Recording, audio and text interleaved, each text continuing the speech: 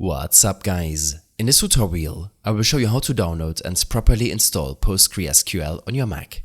First, let's make sure it's not already installed using Terminal. Open up Terminal using your Spotlight search and type psql-version. If it's installed, you will see something like PSQL version 16. If not, you will see command not found PSQL. To get the official PostgreSQL installer, open up your browser and head to postgresql.org/download/macOSX.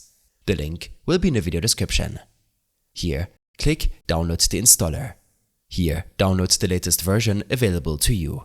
In my case, that's 18.0. The download will start, and depending on your network connection, it might take a minute or two. Once done, find the postgresql.dmg file in your Downloads folder. Double-click the file, and a new window will open up. And then, double-click this file again. The Setup Installer window should now open up. You might get prompted about opening apps that are downloaded from the internet. Simply click Open. You might also be asked to enter your account's password or authenticate using Touch ID. Click Next on the first window. Keep this installation directory as is. Click Next and then select the needed components.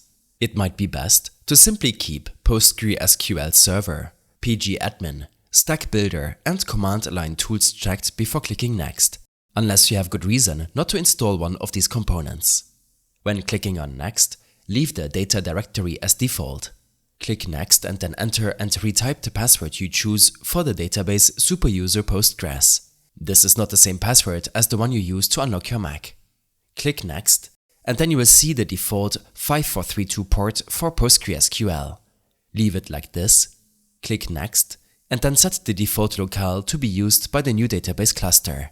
This is the locale supported that respects cultural preferences, such as alphabets, sorting, number formatting, and so on.